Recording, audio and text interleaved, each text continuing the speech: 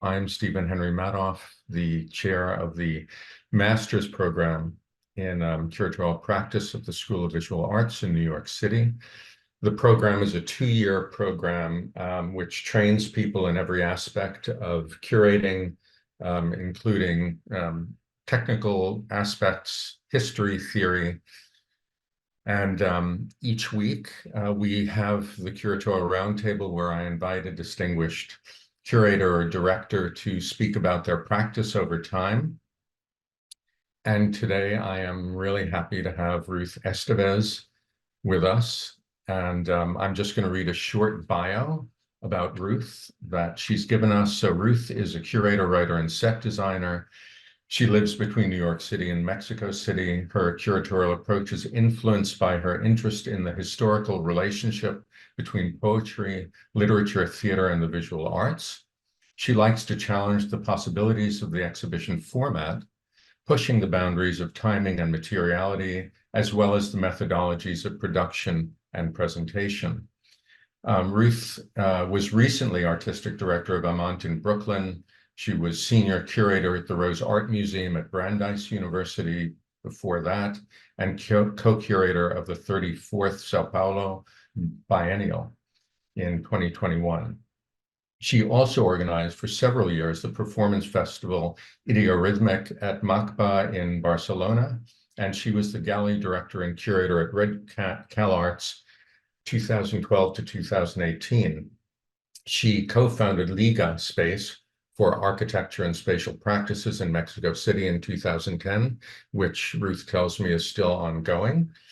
She holds an MA in art history from UNAM and is currently finishing her PhD in art education and research at the UCLM Cuenca, focused on the aesthetic, social, and political shifts of collective creation and performance art and theater.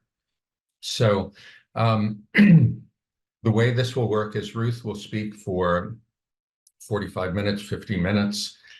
At the bottom of your screen, if you want to make a comment or ask Ruth a question, please put it in the Q&A, and we'll get to those at the end of the session. And with that, Ruth, you can start your presentation. Thanks so much for joining me.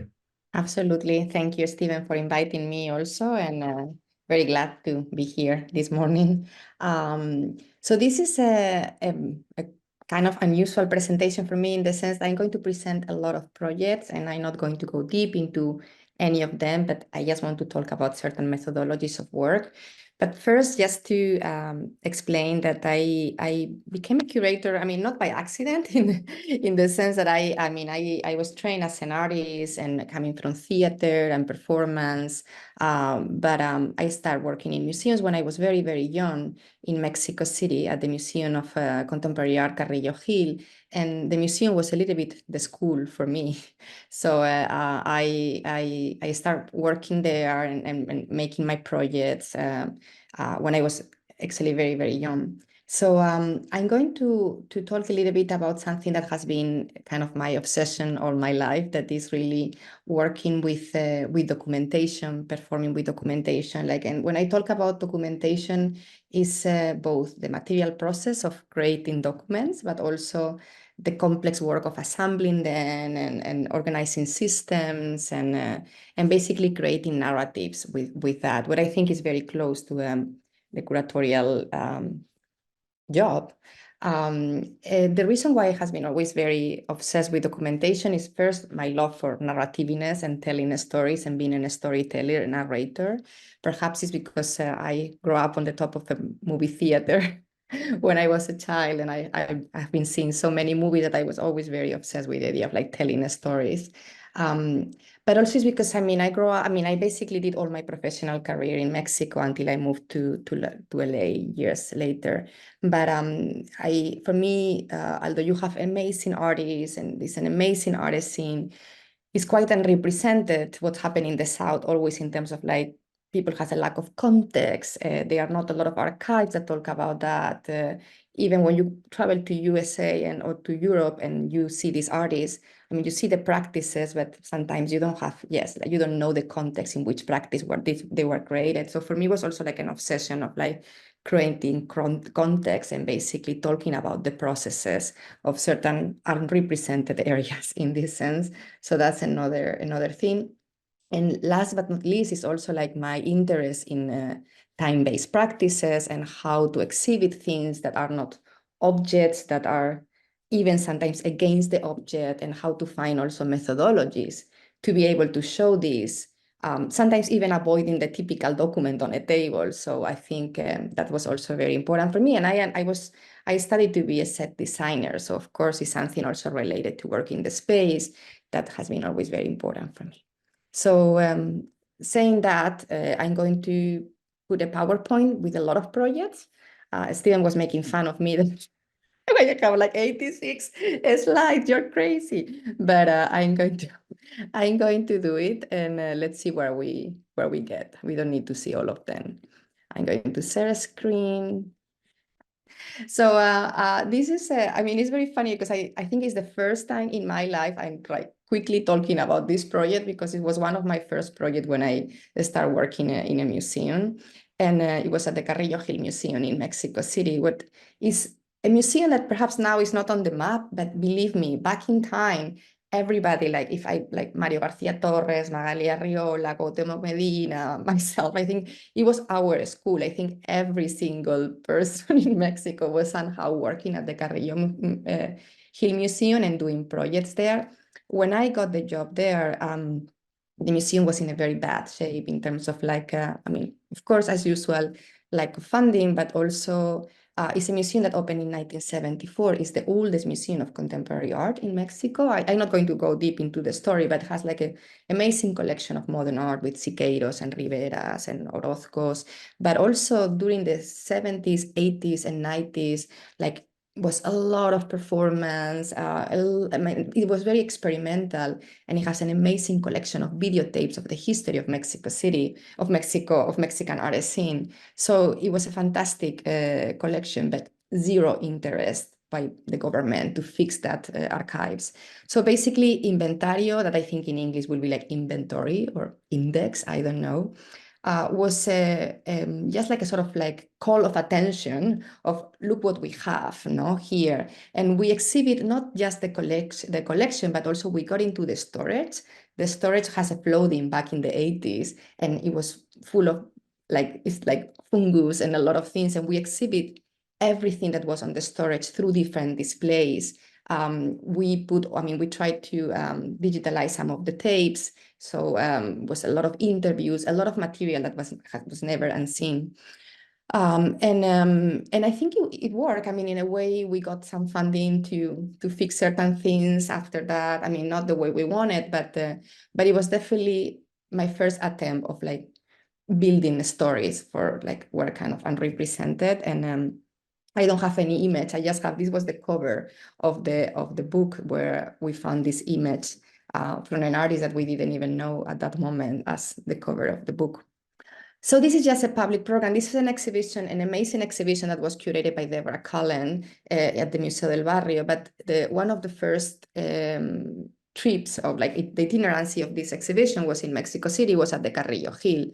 And the exhibition was really great, but of course for me it was also hard because it was an exhibition about performance art in Latin America, produced in the United States. And of course, like working with a lot of curators and a lot of colleagues, amazing colleagues in different parts of Latin America. But for us at the Carrillo Hill was also an excuse to talk about our story in terms of like how many artists from the performance art, like Felipe Ehrenberg, like Mónica Mayer, Maris Bustamante, like artists that are now more well known because exhibitions like the Radical Women that was like done a few years ago. But at that moment, I mean, they have like a legacy, but it was very, very lack of context about their practices. And most of their archives were basically lying like under the bed of all these artists. So for us was also, we did a series of symposiums to talk about these archives by artists that are extremely valuable. And also we were like thinking about methodologies, how many institutions in Europe and in the United States, sometimes they buy the archives of these artists, and it's amazing because it's a way of preservation, but it also means that the knowledge will be produced from another country and not from the country of origin. So for us was like in the beginning of a conversation to talk about, okay, how should be these kind of methodologies, and who should be the one having the original archive, and perhaps like look, we did travel is a copy and things like that. So again, for us was like through this symposium, we help and we start working with a lot of artists in Mexico to think about what to do with their archives. And it was great also as a practice for us to be able to deep into the archives of all these artists. And eventually we present some of the archives in the exhibition. But I mean, I'm glad because of this exhibition somehow was like the beginning of that. This is another treasure, like something that I did back in time also. The exhibition was at the Casa Encendida in Madrid, and the title was Nos hicimos la ilusión de avanzar directamente. We made it our dream to move on. I'm not going to talk much about the exhibition, although there were a lot of great artists like Mariana Castillo de Val, Carla Herrera Prats, and Irene Koppelman. I mean, artists mostly working in Latin America also, with some exceptions. And the exhibition was about how, I mean, now it's like, if I think about it, I mean, everybody's talking about that now, but it was really about how technology goes super fast, and like you create a document and after a second, the document is replaced by another document. So what you did before doesn't make any sense anymore. So the exhibition was about, yes, about progress and technology, but the catalog, we decided, and it was one of my first attempts to, as a curator, to try to do things that were not really just, okay, let's do an exhibition and have a catalog talking about the artist, but how we can produce a publication that is autonomous per se, and is like another piece in the exhibition without even talking about the artist, with all the respects for the artist, but it was like, well, let's try to use this methodology. So basically, I was obsessed with the figure of Narcís Monturiol, who was the inventor of the submarine. But history doesn't know about that, because he invented a little machine that basically was to go underwater and basically help the workers in the coast of Catalonia to pick up coral. Coral, you say it in English? I think so, like the corals, no? And because he was like he was like a dreamer. He wrote a lot of it's a lot of writings where he's talking about progress in terms of like how to help humanity, and it's like a mixing between science and love, the way how he writes. It was really amazing. But the person that is the inventor of the submarine, even if he was the first one trying that, is another person, because it was a war submarine. Okay, so it was entering history in a different way. So basically, what I did actually was to, for almost 2 years, like it was like putting together quotes from Monturiol and basically creating a conversation with him, as I was basically talking with a ghost as a sort of medium conversation. I also included quotes from Julius Verne about the submarines, like a lot of different things also from literature and poetry. And I think this idea of like taking quotes and building conversations with ghosts, in terms of like building things from the past to the present and using collage as a sort of political tool to put things together, is something that I have been trying many times. And this was it was my first attempt. It's a beautiful book. It was published by Roma Publication, and I still love it, even if it's quite old.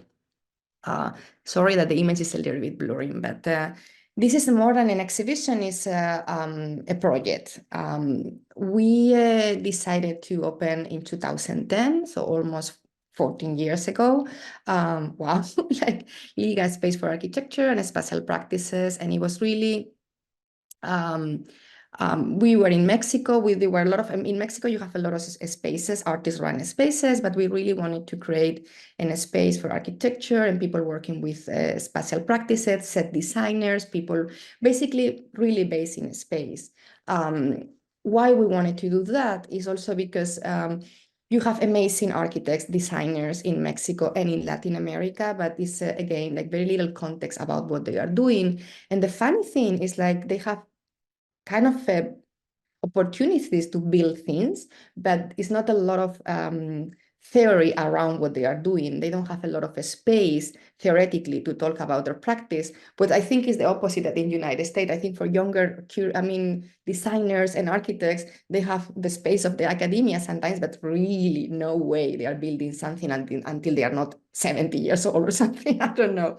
So in a way, for us was really about, okay, how we can create context and how we can create new bibliography and new projects for architects working in the global south, mostly Latin America. And we were very strict. That was always people, not people in Latin America working in Europe or in the United States, but really working from Latin America. And we created Liga. It was extremely small space, it was like a little corner, but it was in the middle of Insurgentes, where is the, we always said that I never have so many audience as we have with Liga, because we have millions of people passing, and it was basically these two windows, and it was always people looking through and trying to understand what was going on. We didn't have money, so we didn't have like a gallery attendant sitting there explaining. So everything was something that you could see through the windows. You could actually enter through that door and see what was going on there. And at the top of the building, we have also like a space for talks and conference. What we did there, why I'm putting this on this presentation, is because we imagine, this is Carla Wasaba. We also presented a lot of women, what is almost impossible in architecture. It's not that, it's really not that many in the architecture world, at least in Latin America, but we did a huge effort to bring architects like Carla. Carla wanted to, normally architects, when they do an exhibition, they show their models, their renders. It's like like somehow the ghost of the work. But we wanted to do here is to talk about concepts, about references, about everything that is around the work, but not the work. And for instance, Isostasy was to talk about gravity, basically. So she created this installation with marbles, with magnets. It was crazy because everything was like in tension, there. And we have an earthquake in 2000. I think it was yes, in 2011. I don't remember the month. And it was crazy. The whole installation collapsed and all the windows were cracked, like boom, So I know it was horrible, but for me it was wow, like really talking about gravity and movement. And of course, an earthquake happened. So in a way, it was like the fulfilling of the project somehow. This is like Frida Escobedo, who now is doing the Met, new wing. And so we exhibit Frida in 2013. It was like a little installation. It was basically to talk about, this is a very famous, famous for me, but I don't know, like building in Mexico that is, that modernism and brutalism is very important in architecture in Mexico, but I think because of the modernity was never fulfilled somehow in Mexico, like everybody's like doing their own thing in their own facade, in their own window. So at the end, people kind of customize modernity. So it was an installation to talk about the different ways of how people is customizing these spaces. This is Pedro and Juana, who they also has been doing a lot of things here in the past few years. They basically did this sort of installation / theater piece. They work with a poet, basically to represent different objects from the city. It was very beautiful because this ventilator that you see there, the one in red, it was basically bringing like some wind, but it was like something in the mechanism that it was the smell of like the tlayudas, that is like a food that you have in Mexico. So you have also like a fountain with the water that was coming from a river that is like underground in Mexico. So it was a lot about certain kind of subterranean things that you cannot see. And they all have they speak, basically. They were like actresses talking about the different domestic moments of Mexico City. Jonas Zamora, who did like this kind of in a very Dadaist way, like it was like this sort of installation where you could get into there and just change the little rooms and build. It was about their own practice and all the things that they have been doing, but it was really about you playing and creating your own Legos and how. And this is an extremely important project for me, and it was a collaboration with Teatro Ojo, and probably one of the most successful projects in terms of this really changed my life in many ways. We did an exhibition that basically was for 6 hours. And we work with Teatro Ojo. Teatro Ojo is a theater group that is really focused in understanding the history of Mexico City, the history of violence, basically, and how architecture and spaces are witnesses, thinking about that, of all these things, like now thinking about forensic architecture also, know how the buildings in the city has been kind of the stages, but also the witnesses of a lot of things. So basically we invited them, and I'm going to put like some of the photos are not great, sorry, but for 7 hours, no, it was not 7, it was like 7, I don't remember exactly, but it was for a long time because it was the day and going into the evening. They were basically the top floor of Liga is like basically like a glass room, and you can see the whole city from there. It's amazing. So basically, you can see all the buildings, all the emblematic buildings, like for instance, Tlatelolco, where the massacre happened in the 68, or like the Zócalo, you know, like so basically they were designing and drawing on the glass the buildings that were in real there, but they were also putting images. They were also putting like video, I mean, like recordings that you could activate with radio programs from the past. Of course, it was an exhibition that took almost 1.5 years to prepare, and it was only for 6 hours. And at the end of the day, you could basically, you don't see anymore the glass. It was just packed with a lot of images and a lot of recordings about the history of Mexico in terms of architecture, but also in terms of social movements and so on. So it was really, really a really interesting methodology in working with documents to tell the story. This is just to explain you how was the top floor of Liga. It's amazing. I love it. This is an installation by Iñaki Bonillas. It was like Mexico City is all like that because of the earthquakes. So basically in this thing, you see how this building, you cannot see it when you are there, but it's like completely like that. And it was an installation that we created for several days. So that's, and that's last but not least, this is also like an exhibition we did. It was one of the few, I was telling Steven that we tried to keep Liga always very local. We didn't travel that much we were invited many times to do things in other venues and biennials, but we tried to keep it always very local and very focused in our community. But this was just an exhibition that the Graham Foundation in Chicago invited us in 2017 to talk about whatever we wanted to talk about, architecture. And our idea at that moment was to talk about, it was called Spaces with a Drama, and it was an exhibition with architects, set designers, artists, to talk about how somehow in the past few years, and this is, I mean, it's very specific from architecture, but it's how the proliferation of collage in order to build spaces instead of building like kind of realistic spaces. Now a lot of architects like to work with this kind of superposition of different planes and different. So to create certain kind of profundidad. Sorry, like deeper. Yes, to like certain kind of the idea of going deep into the space. Very similar, like in set design. So it was an exhibition where this is Silke Otokenap, an artist that I work many times during my life talking about different concepts related to that. We invited different architects to build different stages. This is Johnston and Markley. This is Batia Suter, Emilio Ambas, also a lot of things from the past, David Hockney, yes, Jorge Copaliño. So, I mean, I'm going to go a little bit faster here. So this is another archival exhibition for me, although in a very different way. This is the first, I mean, this was a collaboration with Gala Porrasquin, an artist, but I have a very strong friendship and we have been collaborating many times. And this was for Current, the first public LA Art Biennial. That was during my years living in Los Angeles. I was invited to be part of the group of curators of the biennial. And I'm not going, I mean, the biennial was about water and the river of LA and so on, but the project of Gala was about the Valona Discovery Park. What basically was back in time was the space from the Tongua community, and it was basically a cemetery. And in 2004, after a lot of discussions and a lot of back and forth and a lot of pain. All these kind of, I mean, all the remains and basically things from the cemetery were removed.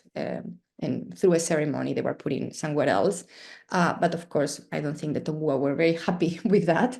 But it was like a closed case. And Gala wanted to rethink about that again. Of course, we didn't get the permission to do the project at the beginning because the owners of the space, even if it's funny how in LA they think about public space, you think it's public, but it's actually owned always by somebody, by a developer or something like that. So we have to do it in a part that was closer to that. This is the Tongua Memorial. Like, of course, they took all the remains to another place, but they did a memorial. Who cares about the memorial in a way? But so basically, the piece of Gala was not aesthetically very appealing in a way. It was just about using the typical signs that normally are in these parks to talk about the flora and the animals and so on. And basically, what she did was to create a sort of archival exhibition. It was not only here; it was from all the park, like basically talking about like who was the owner of this land, how was removed, in which moment, what was all the discussion. So was from an anthropologic point of view, way of talking about that, but also in terms of history, like all the clippings from the newspapers and so on. So it was a different way of talking about the park. So that was it was about remembering and forgetting, of course. So that's the piece of Gala. Let me see how we are going in time, 9:28. I'm going to pass, I think, this project. Okay, this. Dora Garcia. I mean, I'm trying also to select works from artists, but I have been constantly collaborating. I am a person that when I like to work with somebody, I work constantly with them over the years. That's something I really like to create this kind of curator artist friendships. Dora is a Spanish artist, but this is just a very small project. But we did it in a very significant place. We did it at the Brandeis University, which is a Jewish university in Boston.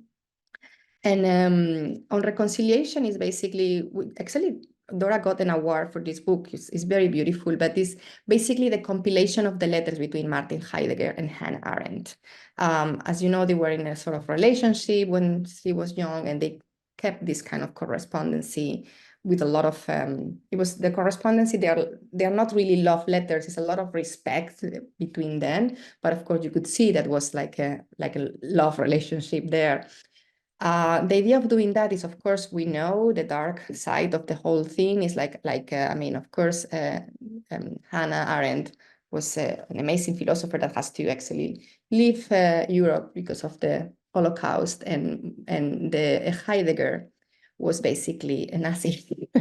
So in many universities, including the Brandeis University, they don't teach Heidegger anymore. So when I was the senior curator there, I mean, and this is the way how I like to approach things also, as complicated and as heavy can be sometimes.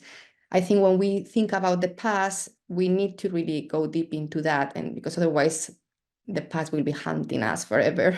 So I think for us was really how we can, because actually the teachers at the university, professors of philosophy, they were telling me how problematic it's not to be able to teach Heidegger.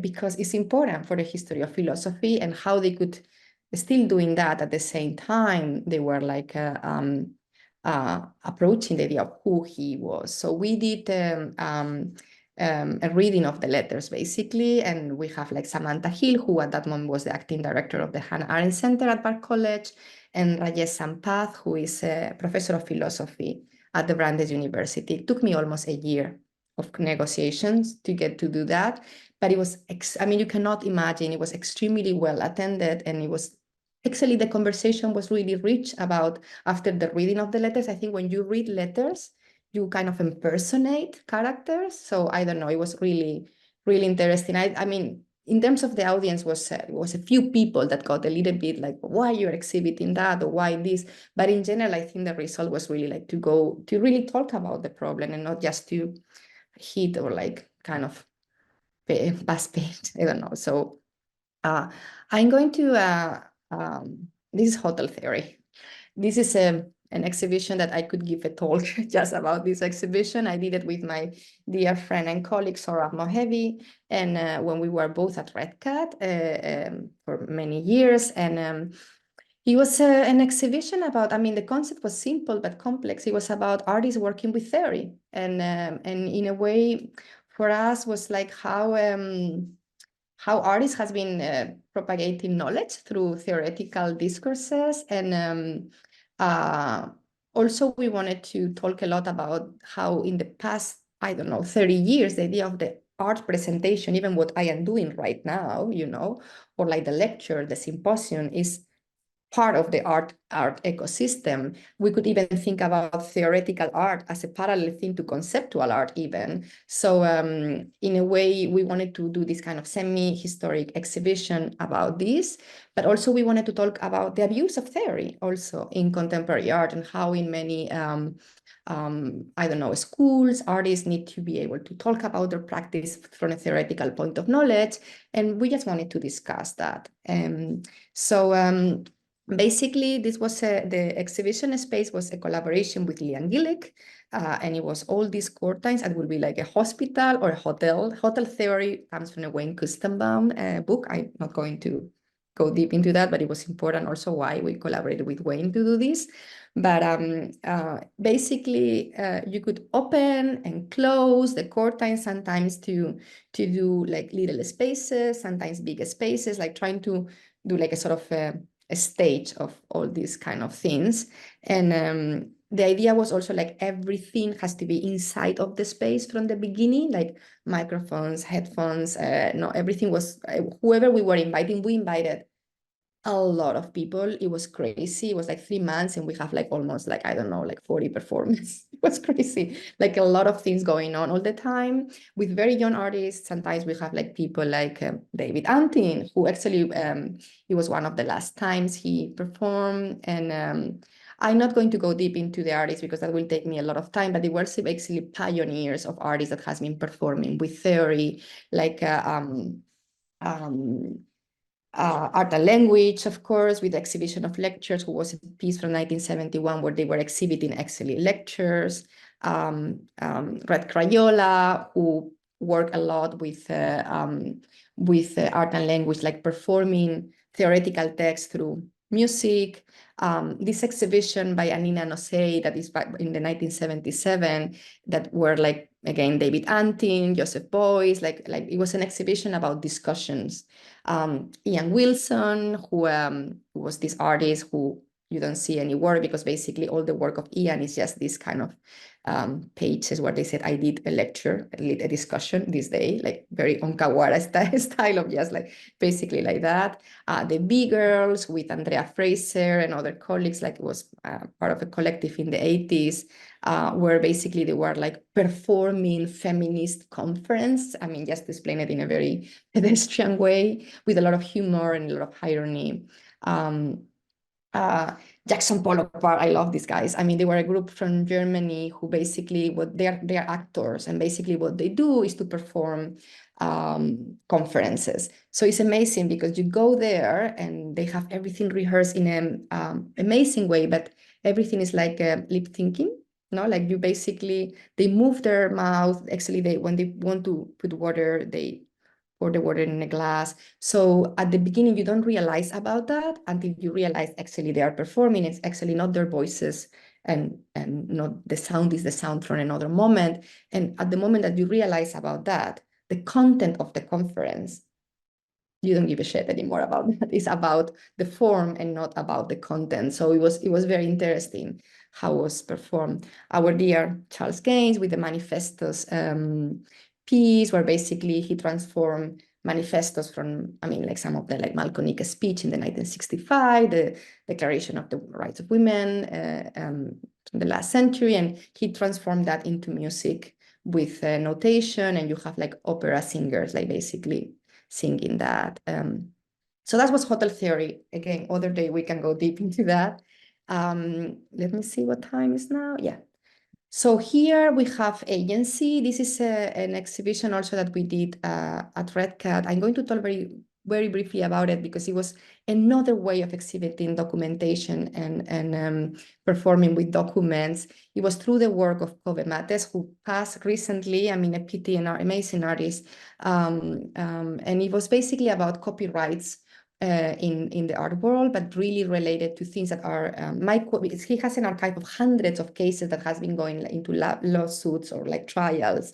My question was about ephemeral practices. I wanted to talk with him about things that you cannot fix, like improvisation in jazz, or like a gesture of an actor, how these things can be copyrighted. So basically, it was these tables where you have like all the cases, you have the boxes with the archives, and after you have in the middle of the space, you have this kind of circular space where basically every 4 or 5 days, you have a case coming into life, you know.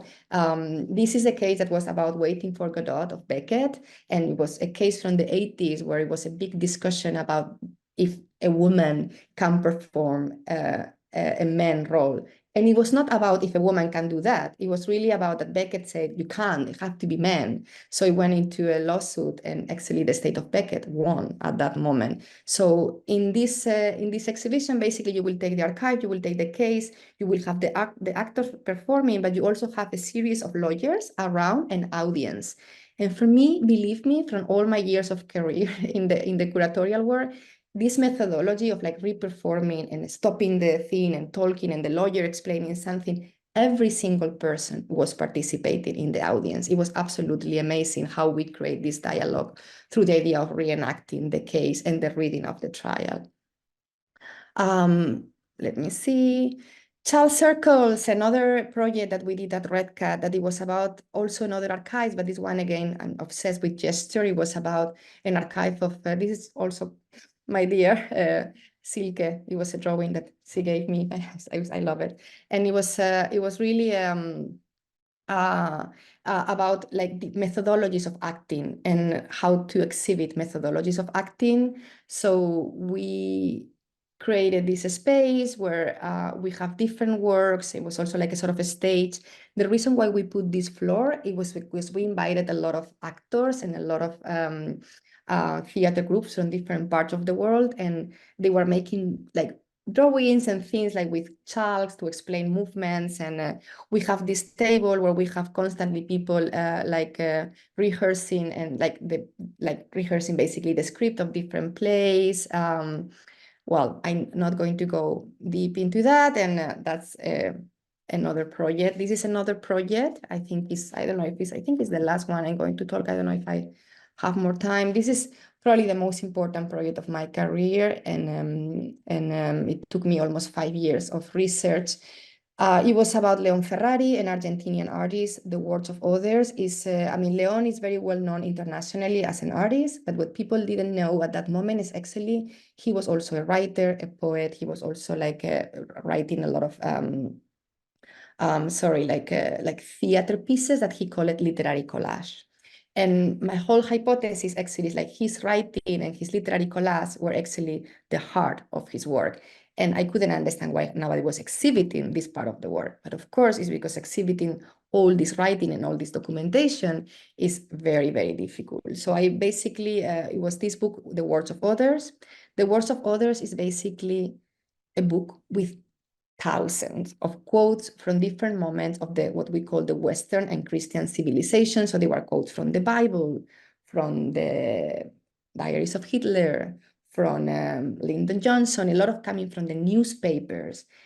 So basically Leon collected for many years, you can see here, all these clippings and built this huge piece with all these quotes. It was like an endless dialogue between political leaders, journalists, a lot about the rhetoric of war, basically, and how all these people is talking about peace, but basically what they are doing is killing hundreds and hundreds and millions of people. We perform, this was performed one in Argentina only for 40 minutes. And our idea was to bring that to life into an exhibition, but also doing the real performance that was 8 hours. To do that, I didn't want to work with any theater director, any artists, I wanted to work with writers to be able to do this and understand the text from an historical point of view. And the exhibition for me was a very good example of what I mean to perform with documents, in the sense that our idea was to understand the brain of Leon Ferrari, not only the newspapers he used, but also slides for his own conference when he was young and he was talking about his work. Leon was already dead when we did this project. That's also important to say, like a lot of context around about, for instance, at the moment when he was building this piece, it was the Vietnam War. So it was a lot of contextual things around the idea. Very little work. I think we include just a few works from Leon. And in the middle of the room, we created this space that was basically with voices performing all the time the quotes. And we did the performance in many places around the world. We did it in Los Angeles, of course, was very successful because it was just Trump was elected. So you realize how the rhetoric, the political rhetorics of the 70s or the 60s are actually very similar. Different characters, different situation, the same shit, basically the same kind of rhetoric of talking about war and who has the right to speak and so on. So we performed this piece in Colombia, in Miami, sorry, Bogota, in Miami, in St. Petersburg, and there were a lot of different reactions. And actually, we wrote a little book about the reactions of the audience when they were like listening these kind of quotes, and also the experience of the readers. The readers were like journalists, radio broadcasters, like artists, and we did it in a way that nobody need to rehearse. It was like, here I have some image. That's when we did it in Bogota. It was like a timeline, so everybody knew when they have to enter and leave. And that was in Madrid at the Reina Sofia. Okay, this is 9:44. Okay. I don't know if, I mean, the Sao Paulo Biennial. Just want to say something very quick about the Sao Paulo Biennial. It was a lot of work. It was in the middle of the pandemic. It was a nightmare to do this biennial during the pandemic. Bolsonaro was the president. The Amazonia was like in fire. So Faz Oscuro Mas Eu Canto, so it's dark still, I think. But it was really, I mean, I thought we couldn't go darker, well, until we are where we are now. So we can go really deep, more deep into the darkness. But for me, it was like the beginning of this, what is going on. But what is important here in this conversation, I'm not going to talk about the concept of the biennial, but for curators, I mean, is we decided to not include any curatorial texts, but really basically like all the clusters with all the groups of work from different artists were always, the beginning of the talk was, I mean, the beginning of of each cluster was through historical moments, poets from different moments in the history of Brazil, objects. So it was really like a sort of a narrative that was historical or literature or poetry to basically, that actually people from Sao Paulo will relate also in order to get into the clusters. It was unbelievable because I think, I mean, sometimes as curators, we try to explain and over-explain what we do, but sometimes an object, an historical fact, a document can bring new ideas to how to actually understand a group of works. Because we don't have a lot of time, these were like some of the objects that we used, but I think I'm going to talk just about this project, and that's it, I think. This is an exhibition I did at Amand in 2022 with Gala Porrasquin. Gala works a lot about cultural heritage and basically how to exhibit objects from the past, from other cultures in the exhibition space, in anthropologic museums. It's important to say that Gala is not that focused in repatriation or restitution, but it's a very, very important issue, but actually more about how you exhibit that. Who is the person deciding the labels? Who is the person deciding what is in a storage or not? Should be this like a collective effort. So it's really about brainstorming ideas of what to do with all these things, because repatriation is not something that you do in one day. Oh, let's bring things back to where it's like really a very complex thing. So basically, again, I'm not going to talk, and I'm even not going to show the works of Gala. You see some of them there, but because we have this kind of very close relationship, I asked Gala, I really would like to do a sort of research center in the middle of the space. Basically, I know sounds it's very small, but it was, again, the idea was to exhibit all the letters between the curators from the Peabody Museum in Boston and the curators at the Anthropologic Museum for more than 100 years. That's why it was like kind of circular. We also include there like a lot of recordings. We also include videos. We also included like law, I mean, like basically like tractatus of laws about repatriation from different moments in history. And it's amazing because through that, we also created later like a sort of a small theater piece to work with high schoolers, basically to reread some of the letters and impersonate this character. And all the issues we are discussing today about repatriation of objects is issues that people has been talking over more than 100 years. For instance, the curators at the Peabody Museum were in the 60s saying, we can't give these like objects back. That it was object that they took from Chichen Itza in Mexico, but I mean, it's a long story.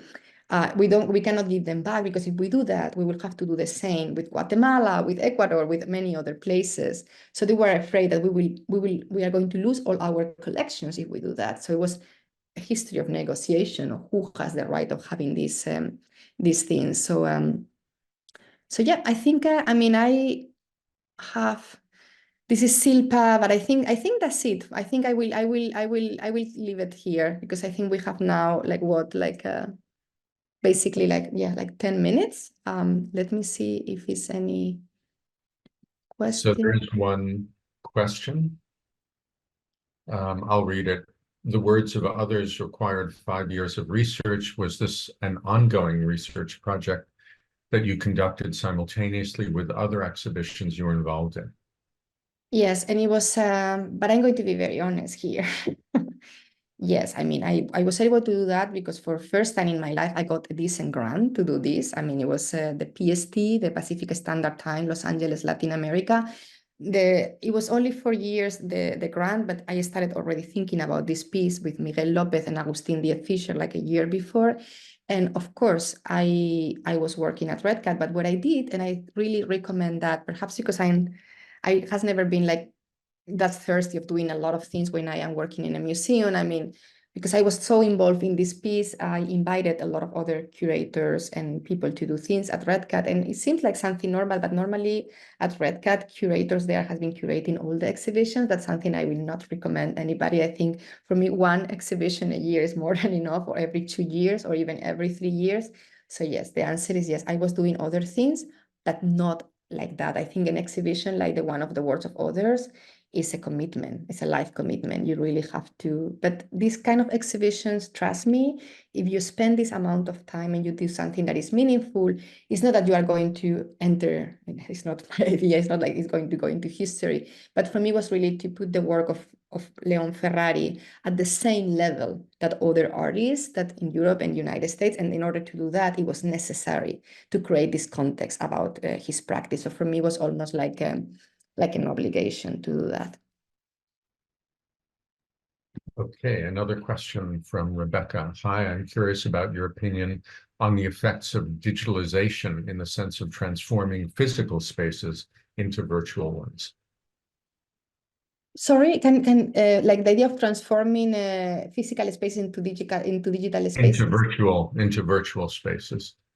I mean, I don't know if the question here is like, because I think I mean these days is a lot of, I mean, and also during the pandemic there were a lot of exhibitions and a lot of kind of experiments in terms of like virtual exhibitions. It's true that because I am, in my case, because I was trained as a set designer, is something about the space and about the idea of like invading the space and creating kind of ways of circulating the space that I can't avoid. I mean, I love to be in the space, is my life. So, but that's very personal. But I always, I mean, I think for me it's very interesting how you can transform and but for me it's also very difficult how you keep an audience into a digital thing, how you do something that is really meaningful, that people spend the time seeing that. I don't know, for me the audience has been always very important, and how the audience basically experiment the spaces. So I don't know, I have problems sometimes with digital exhibitions in this sense. I get lost sometimes. I don't know really well how to circulate them, but yeah. So I'm not seeing any other questions. This is the moment, everyone. With Ruth. Okay, Larry says, the scope of the work is wonderful. Can you speak about how much of the exhibit planning is with the physical architecture in mind and how you work with others in doing that?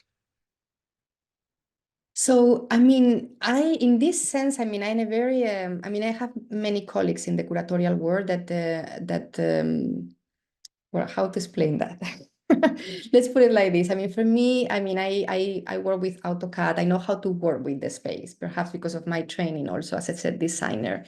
So in general, for me, the way how I work with the architectural space is as important, and I really mean it, as the research of the exhibition. I think I start thinking about how the space is going to look and how people is going to circulate the space almost, not almost like, but almost at the same time, I start the research about a specific artist or a specific social movement or a specific issue, you know. So normally I don't work with architects or set design. I mean, sorry, or like exhibition designers. I don't like to delegate that part of the work. I mean, sometimes I work with people in terms of like, if I don't have a lot of time, of course, help me with the drawings, with the measurements, with the sizes of things. But I think for me, the space is as important. Actually, I have been doing exhibitions. So here I saw just a few of them where it was not curatorial text, and it was really the space as a curatorial text, like really the way how you circulate in a space is the way how you understand that. But that's a very particular way of working in this sense. And normally I always work in collaboration with many people. I think I think most of my exhibitions, with some exceptions, were always like co-curating, or, you know, I like to have always the feedback and the mutual agreement of things. Like the Leon Ferrari exhibition was a lot of people involved. It was not only me. I mean, it was like fantastic people like collaborated during these years. And one more. Which exhibition has challenged you the most as a curator? Many, because in the sense that I like Mission Impossible, you know, I always like to, and more and more, I'm getting actually always more excited to do more complex exhibitions. I mean, for instance, now I'm for MACBA in Barcelona, and they invited me to do an exhibition that is going to be a huge challenge for 2026. That is basically the history of collective creation in theater and performance for, I mean, almost like a century in different parts of the world. And it's going to be like about how to exhibit collective practice in theater and performance.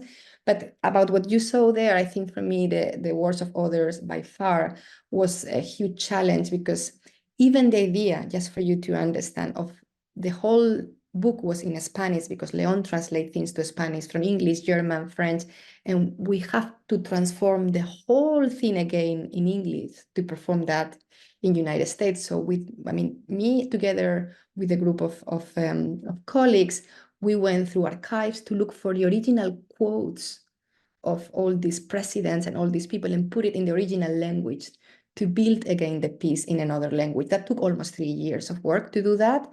But through doing that, it was not just, okay, let's translate it. I mean, because for you could be, you just translate it in English and it's done. Through looking for these kind of quotes, we were like basically understanding the history of the Western and Christian civilization. I think for me was the first time I read the Bible. Imagine, I mean, I never thought I was going to do that in my entire life, believe me. And I did it. So like the amount of information that came together with doing this kind of research is what you could see in the exhibition space, with all the documentation and all the way we did that. But it was a huge challenge. And even 2 months before opening, I thought, this is not going to work. The first time we performed the works of others was during the day of the opening. And one more. This is so great. Thank you. Could you talk about how you decide on the projects to take and how you come up with exhibition ideas? When I work in an institution, I mean, I'm a very monographic. I don't know. I'm not actually I have good imagination, but actually I always talk about the same things.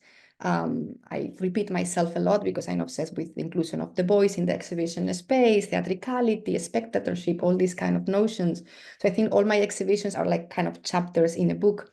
but even when I work in an institution, I never work in big museums in my life. Is something that I was never interested, because I have in big museums, of course, you have to do a little bit of everything.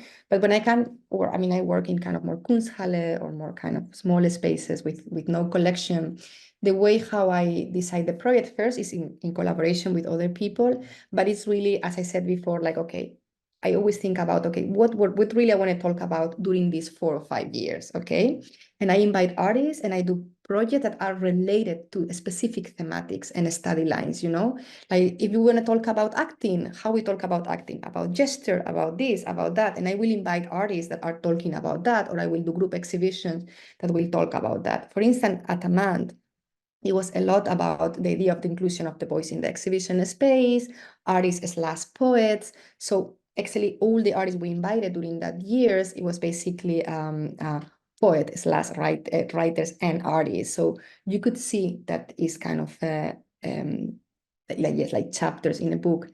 And it's very funny because at the end, everything seems different, but everything is related. I think for me, it's very important as a curator when you work in an institution to sort of having like a sort of coherent idea of what you want to talk about it. Yeah. So I'm not seeing any other questions, and our timing is perfect. So with that, Ruth, thank you so much. And we will see you in a minute in the Okay. session with the students. Thanks to everyone. Thank you, everybody. Bye. Ciao.